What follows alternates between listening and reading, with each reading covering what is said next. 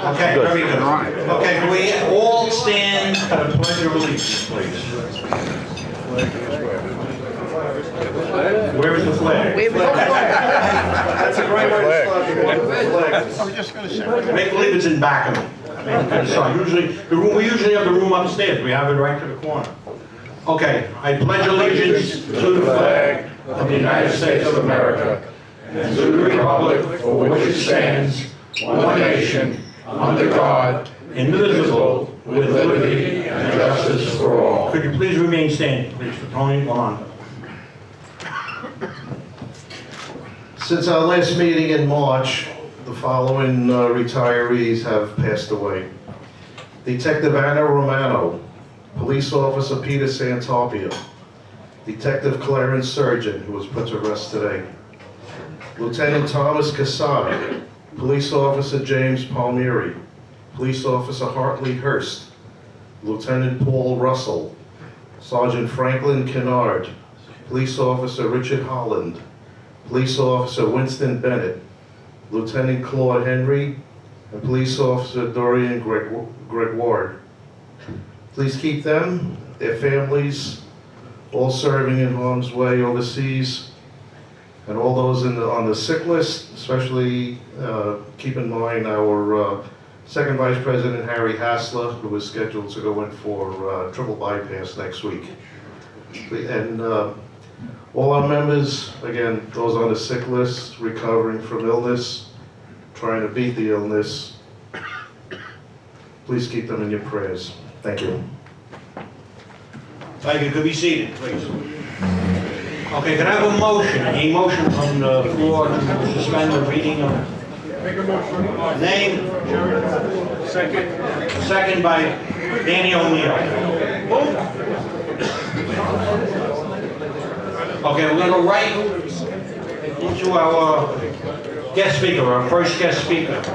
Okay, he is a retired NYPD sergeant. He's a professor at John Jay University in Manhattan, and he's a psychiatrist. Psychologist and psychiatrist, okay.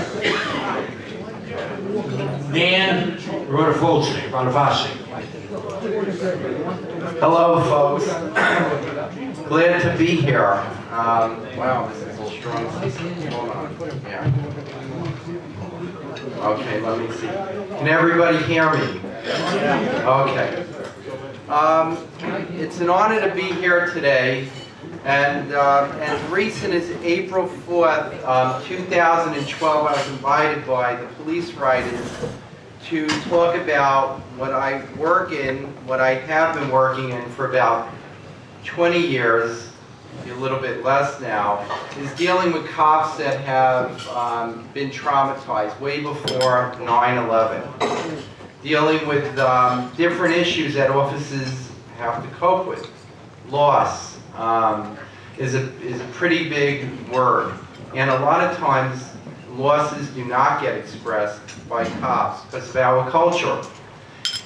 And one of the things that I did when I was a street cop, I was in housing initially, in PSA 3, which covers Bed-Stuy, Red Hook, parts of East New York, and midnight to 8, was I realized that in my own self and with colleagues, peers that were out in the field, a lot of us deal with trauma in a certain way. And what is trauma for us? What is trauma for me? What is trauma for you? I'm going to put this on the side a little bit. I don't think I need a speaker. Can everybody hear me? Yes? Okay. So I asked a question when I was a graduate student at NYU, and I said, how do officers really deal with traumatic events? What is trauma for an officer?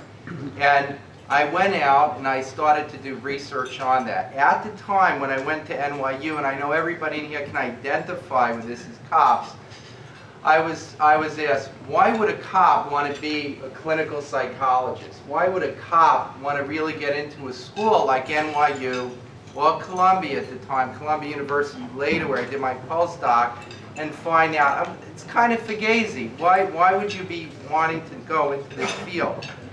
On the job at the time, I was also questioned. I was asked, why research and why find out about these issues. Anyhow, I stayed on. I had some very, very good people there. They were like, well, a cop wants to find out to understand what's going on with fellow officers, to find out the impact of laws. And the way that I did that was I constructed a questionnaire, I did interviews, I did filming. I wanted to know what it was like for Officer Mary, who works in transit, let's say, versus Officer Joan, who works in housing, versus another cop that might work in SNU, finding out the different levels of stresses and losses. Anyhow, I was really humbled because what I found out over years is that there's different personality styles. We all have different ones that we know. There's a top type of cop, for example, that has to cross every T, dot every I. Everything has to be meticulous. What happens to that officer, for example, who may be an ESU and be a by-the-book cop and now has an accidental firearm discharge? That event can be traumatic, but is it traumatic on the books? Is it even traumatic in terms of what officers are considered to go through? What about saving a kid who's choking to death? And then what happens is that kid doesn't survive. What about, for example, somebody who right now could be 60 years old, 65 years old, comes into my office, hey doc, I'm going through some stress, I'm going through some trauma, and I think it is because of such and such reason. Talks about something very present. I retired from the job, and now I'm just dealing with all kinds of crap, adjusting to life after the job, right? Retirement and so on, not working. I'm also getting aches and pains. I have to go for prostate exam, and my PSA is high, and so on and so forth, right? And we're in the middle of talking, and then I find out he had a minor heart attack. As we're talking, all of a sudden he starts to look up at the light, and he's like, and I say, you know, what's going on here? He says to me, nothing, doc, really nothing, forget about it. Stupid. I say to him, but, you know, could you humor me and talk to me about what that stupid is? It. Because when we don't like something, we say it is what it is, right? That's what the Sopranos have taught us. It is what it is. But that is really the problem, because it needs to be spoken about. Well, with this fellow who was ranking in a department, again, retired, doing fairly well, he started to get teary-eyed. He said, I don't want to talk about it. So again, I said, please humor me, talk about it. What happened was, way back when, sometime in the 70s, he had a partner, and this partner got shot. Fast forward, he remembered everything with what's called an eidetic memory. What's an eidetic memory? Eidetic memory is, like if I was walking around here, and I started to tell you, you know what, I can see that the first thing up here is some meat, then you have some spinach, then you have some salmon. That clear. And I can tell you the smell. I can tell you that it was a rainy day, it was a hot day. I can tell you exactly what's going on. So just imagine that. His memory was so crystal clear of what happened. Perp, this skull, piece of shit, shot a cop right in the chest. And I say that very openly. A piece of shit skull killed one of our own. The guy was shot, wounded, going down.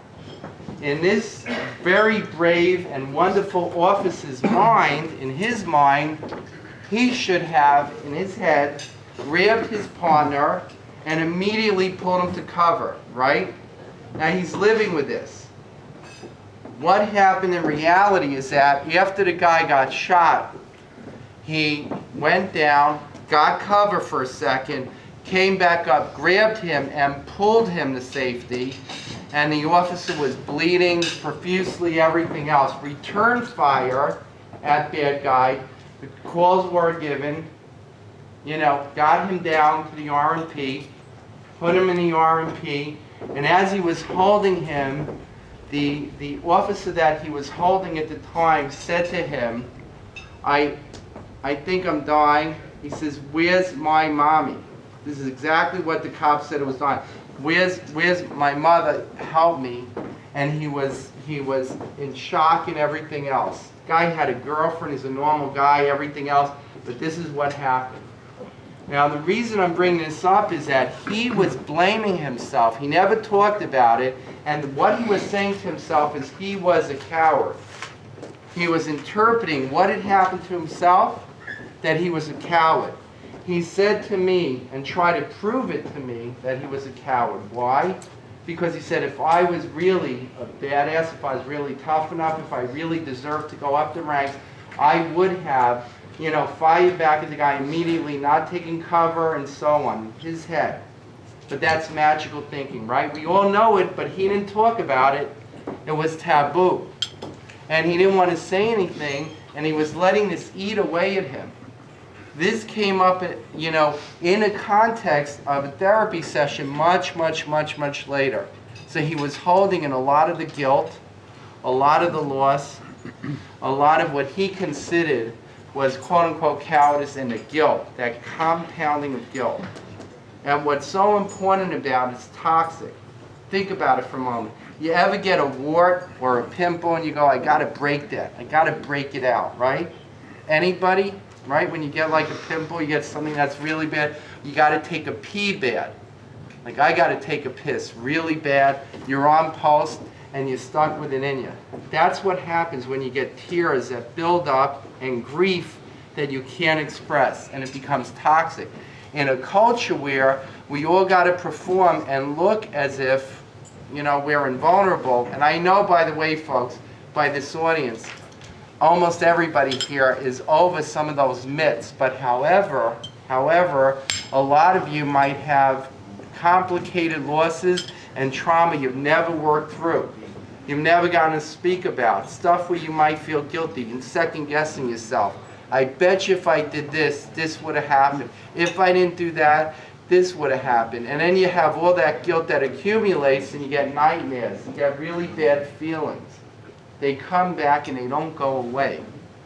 And my research, and not only my research, but all my clinical work is committed to working with trauma and loss with public safety. Yes, I get my share of regular folks that are neurotic, dealing with husband-wife issues, depression, anxiety, and so on. But the core of my work and my passion is working on getting out to the public what cops really go through, and that. Now we talk about 9/11.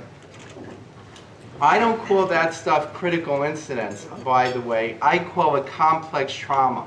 And very simply, the reason why I call it complex trauma is it's an insult and an injury to police, in my view, from what I've seen, being in a room alone with hundreds, if not thousands of cops over years, to call it critical incident. That's what it's taken as. And the reason, again, is that it's way more complex than just a simple critical incident. Each event that I've seen officers go through could be multiple, very complicated. And part of it is kind of bringing back and renewing hope and optimism and courage that exists within inside.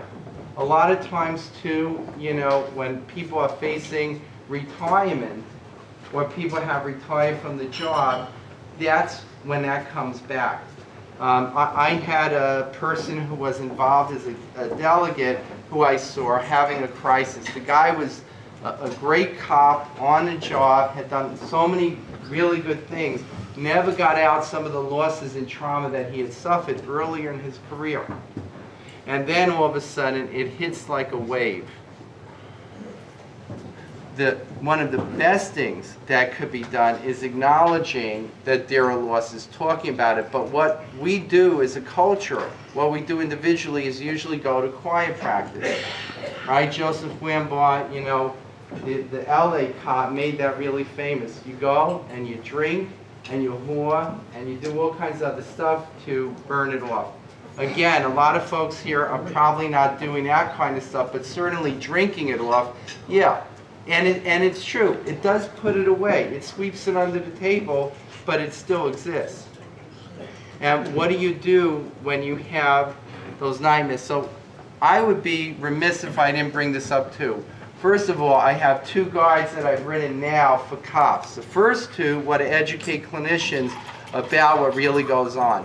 And you can say, well, Dr. Dan, all right, you were a sergeant, this and that. How do you come off saying what trauma really is? And that's exactly it, I don't. What I actually educate clinicians about, other psychiatrists, psychologists, other type of mental health or medical professionals is this: you don't know anything. I don't know anything. I don't know anything till I go and I meet, let's say, just saying, a very good friend of mine like Commissioner Bobby Lintel's retired, right? I don't know him or his trauma or loss until I know him and what he suffered and what that means to him. I don't know what Dan Rudafasi suffered from until I would know him myself, right? And I'm saying that all of us have situations that we've gone through, probably that we really haven't worked through, and that could be plaguing us. African American officer sees somebody that has racially motivated slurs and issues or damage. Now, what does that do to that officer in terms of his inheritance? Jewish American officer, what does he do when he sees a swastika up? Catholic, Italian Catholic American officer, what does he do when he has derogatory terms? Irish American officer, same thing, your dirt poor shanty, whatever. It seems minor, but in the lives of the individual within their culture, it is meaningful, and it's important to talk about. In a world that's politically correct, it doesn't exist. So let me again fast forward to the 2 books that I have done, and I'm very proud of the endorsements of these books. More than even what is written in there is the words, folks. There's a handout with it. First one is a Street Survival Guide for Public Safety Officers. The preface of that book is written by Anton Laniers. He's a cop doc from Canada who has endorsed all my works because it's real. I don't sugarcoat stuff, I say it as it is. And I also present the real losses and trauma so that they are uncovered. And you can see it later.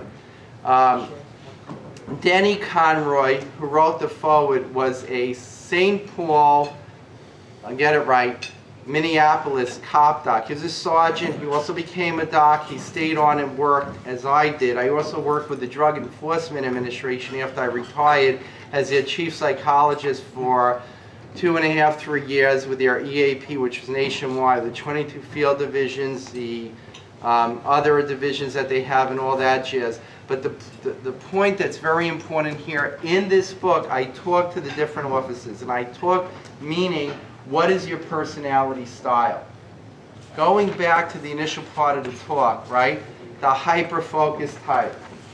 The one who got to get he crossed, dot every I, everything by the book. That person has a trauma, for example, that could be from an accidental fire discharge.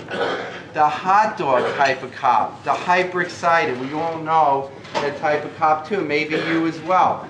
The cop that got to get in there, bust down the door, do the warrant, kick-ass type of cop, and you know, get the job done regardless. So sometimes there's a stretching of boundaries and so on. That's another type. The hyper-intuitive. The cop that kind of knows it a little bit odd, but that cop also got down things. Maybe in a detective squad, other areas, kind of like a little bit eccentric. We all know that type of cop too, right? But gets things done. So we have different type of styles we present with, but what trauma and why that impacts and how is discussed in here, but not in a way that's academic. It asks questions and it gives answers in terms of case scenarios, right? It unravels it as you go through the different type of traumas. But what is key, what is really key, I think, in this book and the other one that I wrote on terrorism is human evil. Human evil, folks. Very politically incorrect. Boo-hoo to Dr. Dan, and believe me, I've gotten heat from colleagues about it, but very proudly stand by this. Cop Doc's Guide to Understanding Terrorism is Human Evil. Healing from Complex Trauma. I argue that until you say that terrorism is evil, until you say that assaulting a cop is evil, until you say that doing the things that are done to police and public safety are evil, healing's not going to occur. And I bring up, for example, primitive ways of thinking about trauma without really according to people their real losses. And trauma, by the way, the word trauma itself means wound, a wound. So if you open up a wound, and a wound comes from a loss, you can't have a wound or a break in anything if you don't have a loss. Does that make sense to everyone? Right? Right? So what do we do with the losses? We cover them up. We kind of build a defense, and that makes sense. So in order to heal from really hard things like terrorism and dealing with the threat of terrorism, the first thing is to call it evil. To also talk about the rights of police and public safety. We kind of give a secure environment, a haven where cops can really go to and discuss their issues openly and freely, and also in a respectful way to one another. Because what happens too is that there's division within. And the value of, like, for example, peer support officers, cop docs, people who have been there, like myself, you know, who have been, you know, grunts. I worked the streets, I worked the beat, I got injured line of duty, stuff like that. Where you have people who have been there who can really understand when you start to talk about issues and not freak out. In this book on terrorism, I also bring up some of the agents that I work with in case examples. And I talk about political correctness. When you try to correct people by pushing a political agenda and saying that something doesn't exist when it does exist, that also re-traumatizes those who are victims of terror and those who protect against terrorism.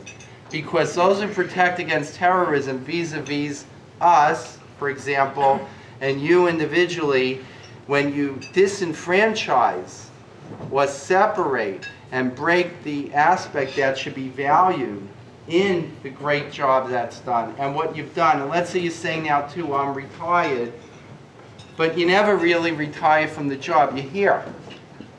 So we all have an active part, and even mentoring young cops, mentoring, you know, young officers, kind of teaching people what's right and wrong, doing it that way.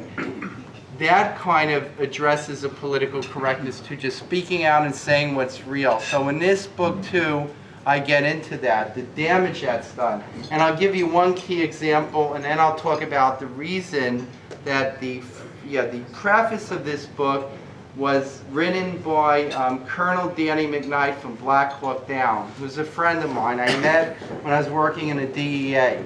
And he's a real hero, and I'm very privileged and honored that he wrote the preface to the book. And he does not pull punches either, of course. And what he wrote in the book that for him was very critical was that he saw that his experiences as a U.S. Ranger in the military was similar to the type of traumas that officers go through. When they get ambushed, they get hurt, they have to deal with all these other issues that cops have to deal with in the field.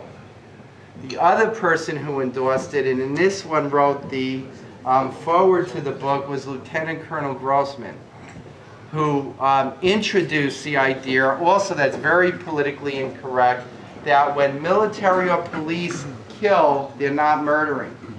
When a cop has to shoot a perp in the line of duty, they are not murdering somebody, but they are doing their job. It is traumatic. There's a lot of grief that happens, but they're not a bad guy because they're doing their job, his or her job. They're serving the public. There's a big difference.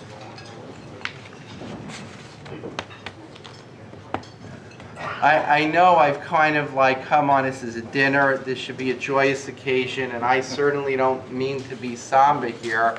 But in sharing with you, I think that, you know, for those of you who are really struggling with some of the stuff that's out there, these two books kind of bring in a little bit of a beacon of light, a little place where there's validation. And also thinking about the different type of situations that you've encountered. More important than the books, which I think is up front, there's some flies and stuff like that, is seeking help. Is seeking help, folks. when you're not sleeping at night, you're drinking too much, you're feeling the aches and pains, you're going like, what the hell? What's this all about? That's time also to go seek assistance, to give a call, you know, to appear or to find an adequate mental health professional too, you know. So I've spoken a lot. Let me ask you, is there any questions that I could take, any sentiments, feelings, whatever, in regard?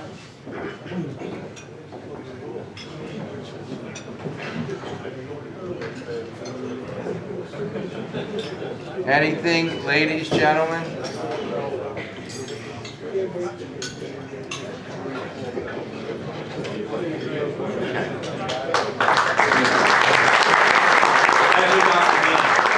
you, Dr. Dan has indicated to me, right, that if anybody needs any counseling, you're open, right? Yeah. To contact you, right? Okay. Do appreciate it for a very informative and interesting presentation. Thank you, Dr. Dan.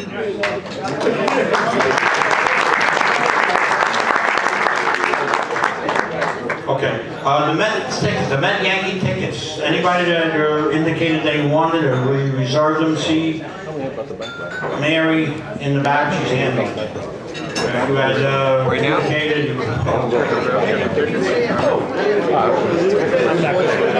Okay, stand by. Sit down for a second. Find your seats again. Get back to your seats. We're going to do one more presentation, and then you can see Mary about if you're interested in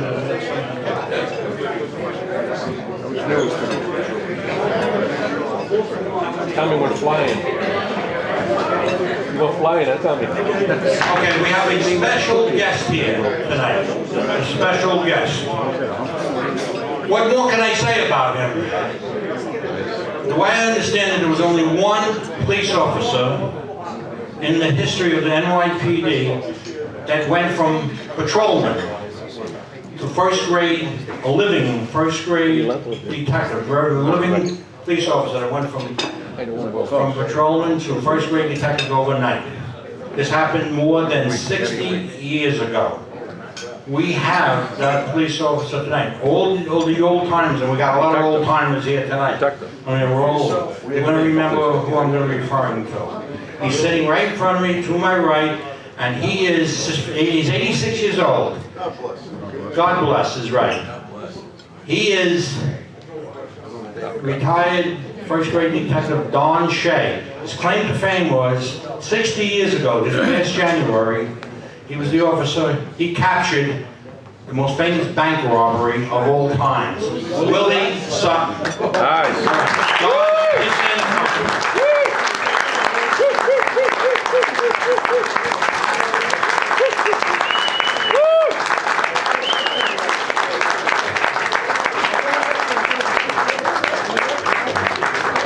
John, if there's any questions, I know you don't like to make speeches. No, we want to hear the whole story, not to put the story out. To correct you, saying I'm the only one, my partner, Joe McClellan, was also promoted to first grade at that time.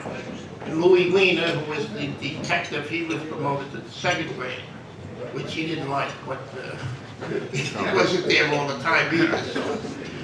But he got promoted to a different squad. He wanted to be assigned to New York, so the chief detectives moved him over to New York, so he went to the 7th squad then. But has anybody got any questions? I'm the only one able to answer. Somebody must have questions about the most famous bank robbery. Over there. To your right. Don, right to your right. Who's that? How do you call it? Okay. Well, I think Arnold Schuster was the one who turned Willie in, right? Right. And so when you turned him in, what did you do? You had to go to his house to get him, or you found him in the street? Well, Don, tell me, briefly what happened. I'll just give you a quick rundown of how it happened. Watered down version. We had the radio car parked on the corner, and Arnold Schuster came over and said, I think I saw Willie Sutton and he went down to the gas station down the street. So we got in the car and drove over there, and there was nobody in the station, but we asked the attendant who was there, was there someone in here a short while ago? He said, yeah. He said, the fellow got a battery, and I said, where did he go? He said, he went up Dean Street. So we went up Dean Street, and there was the hood of the car up, and there was Willie, and we started talking to him then. And I had to go up and get the detective, figuring that maybe he had a better picture than I had. My picture was 4 years old, and it was kind of ragged looking. From 1948? Well, yes. Yeah, well, we're talking 52 here, so 4 years later. But anyhow, then I brought back the detective, and the three of us brought him in, and we searched him for a while, and he kept saying, you know, whatever you want to do. He's very accommodating, very, you know, what's the big deal? Until finally we said, well, we can't do anything else. We'll fingerprint you. And I said, well, okay, you got it. And that was, we thought that would be it, but then we told him, you know, searched him again, and made him take his clothes off. And then when he got to his shorts, he was very reluctant. He said, come on, he said, gee, you know, I did everything you want. He said, gee, I said, take your shorts down. He said, gee, you got everything else down. He said, why? I said, you know, not me, but one of the other fellows said, no, we want to see everything. And when he took the shorts down, he had a sanitary belt holding up a gun, big oilskin wrapped around a gun in between his legs. So fortunately, we didn't trust him at all once he said he was Willie Sutton. So needless to say, I was very happy when the police commissioner came and promoted me. But to be honest, I shouldn't tell you this part, but I thought I should have gotten third grade. I didn't realize that first was the top grade.